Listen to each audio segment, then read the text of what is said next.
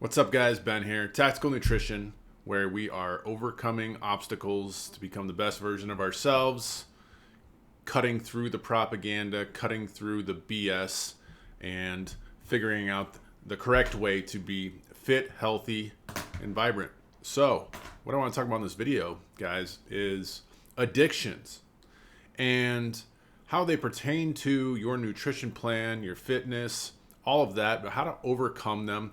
Now, I'm not trying to, give medical advice or anything here. I've put the disclaimer out there, blah, blah, blah. But many people will think like, since I'm a nutrition coach, fitness coach, things like that, they tend to think that we're somehow special, that we just work out all the time and we have small problems here and there, but we never really had our own issues.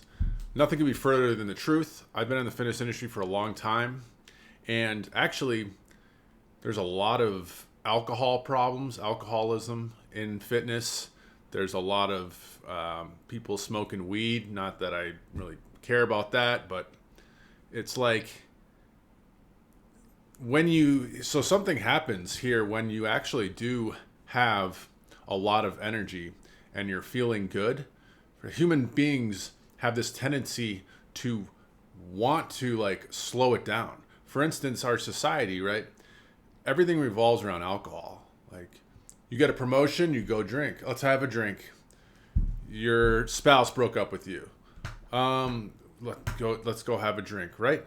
And so, isn't it funny that the first example I just gave there, where you're feeling good, you're doing well, something good happened in your life, and the first thing you want to do is numb it out. And I get it, some people are different. Some people are more prone to drink a ton of alcohol. I'm one of those people. I used to be, at least.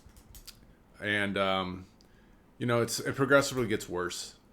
And so here's what I want to say about I had two addictions, right? Actually, three. Two were more common. I was drinking too much alcohol. I never let it get to the point that it was really getting bad, but it teeters on the edge. And anyone out there that knows about drinking knows what I'm talking about. You kind of get to that point where you're like, okay, I'm starting to feel like crap. I'm not sleeping very well.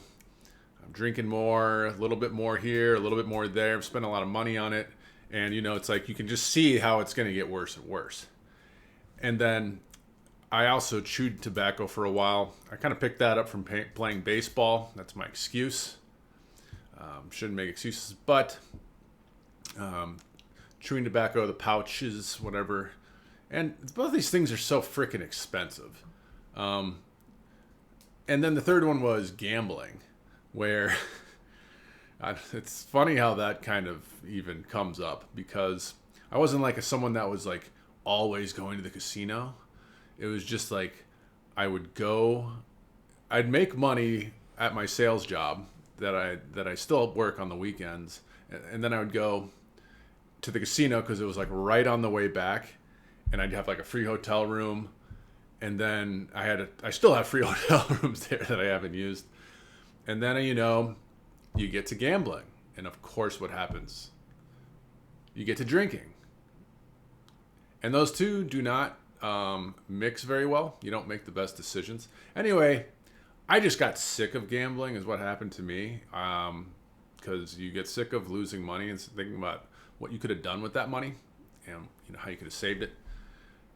But then, so that's kind of was my story. And again, it never got out of control, but it if it's ever affecting your life to where you feel like you have an issue, you're like, man, this is kind of really starting to screw. You have a problem then, Now, I will say this. This is my view on alcoholism. Because I've known several people that, go to AA and stuff like that. I have never been personally. But I do not believe in this idea that, you're an alcoholic forever. And it never goes away. You have to fight it. For the rest of your life. I just don't believe that. I don't like to identify with diseases. I don't like the idea that society implants that it's like you have this thing, and then it becomes part of your identity, and then it just basically assimilates into you, and it just creates this like hopelessness, like, oh, I'm gonna be an alcoholic forever. Now, yeah, you might have to, like, if you're severe alcoholic, you know, like, I'm just happy I stayed away from the hard stuff. I strictly stayed to beer, which is, I'm not saying that's better by any means, but like the hard stuff is what gets you into big trouble. I mean, in college, we used to drink a lot more of that. But anyway, so what I'm saying here, that's kind of like my story and just my beliefs on the whole idea. But so overcoming these addictions with health and nutrition, what happens when you are even gambling? Like, people don't realize the withdrawal effects from if you gamble a bunch and like stare at slot machines and you're in there with the fake lights and the music and just the commotion, right? You do that for a few days in a row. You go to Vegas or whatever, and then you stop. There's a numbness.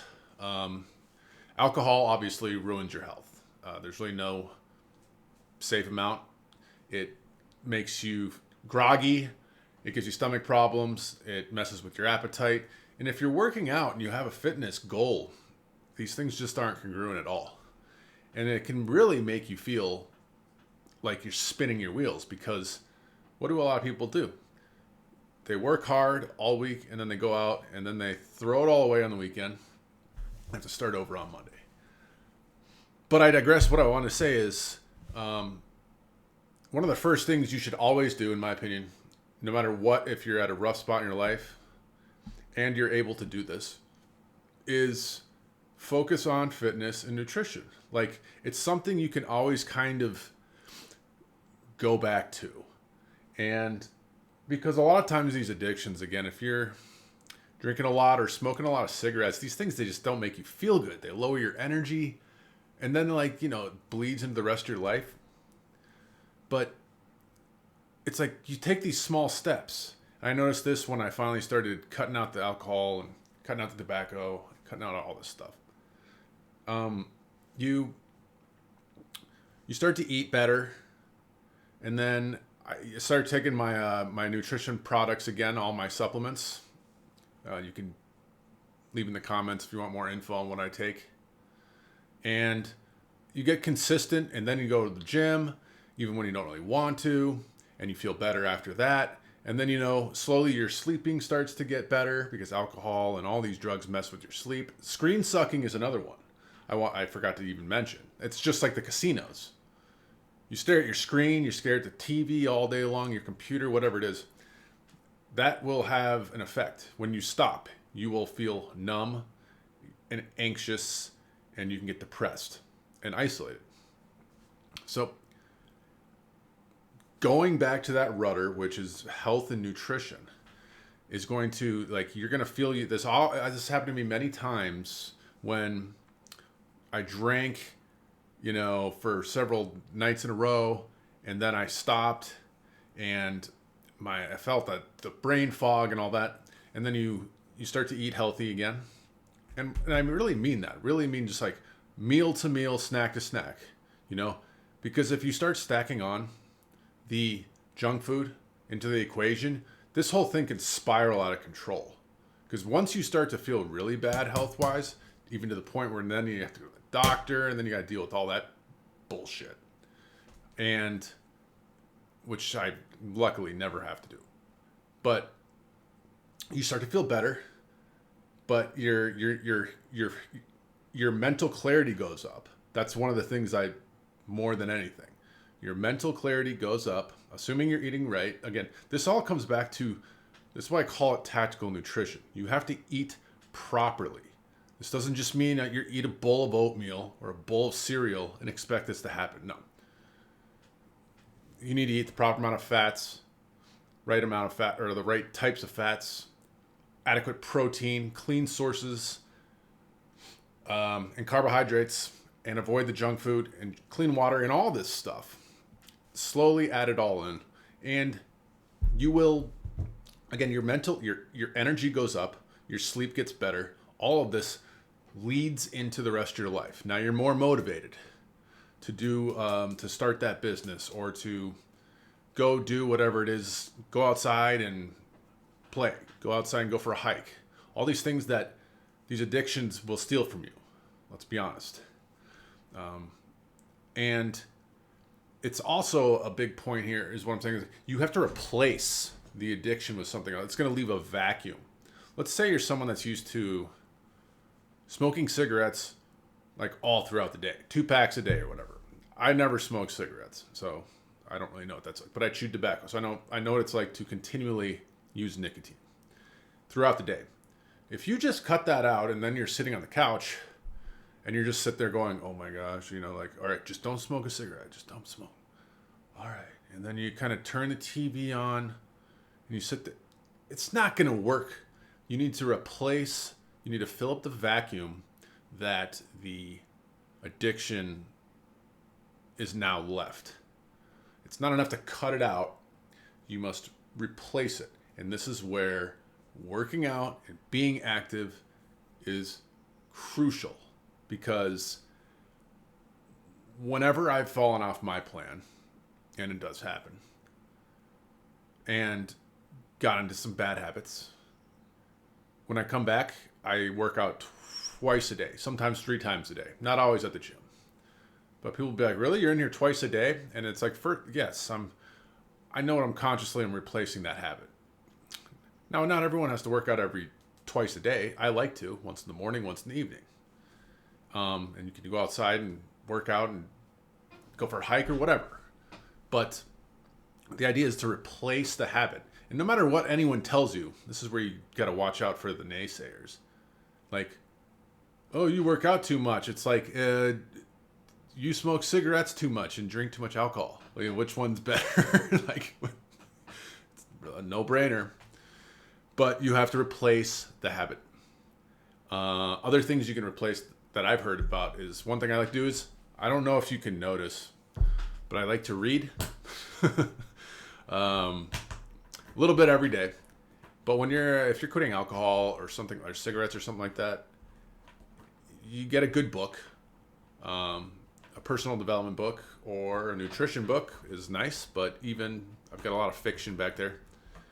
And then that'll kind of like help to pass the time, but you're also working on your mental acuity, because I don't care what anyone says, reading is good for your brain, your imagination, depending on how much you do it. Also, going for walks outside, especially outside. Like, I mean, where else are you going to really walk? But these are ideas to replace the addiction. And what will happen, guys, is after a while, and it usually takes about 21 days. It could be less, it could be more. But it's not going to be 3 days. It's not going to be 5 days. Although you'll feel a lot better even in that time. You'll start to get on a roll. And then that's when you have to watch it, though, because that's when, like at the very beginning of the video that I was talking about, you start to feel really good. And so you're like, all right, I feel great. Maybe I'll go out and party tonight. And you end up in the revolving door. I think that happens to a lot of people. Start, they stop, they start, they stop. It's one reason why it's good to have a purpose in life, a vision. I've talked about this in many videos. Like, if you're just going through your job and just kind of floating around, like, it's easy to just be like, screw it, and, whatever. But anyway, guys, I hope this kind of helps you out.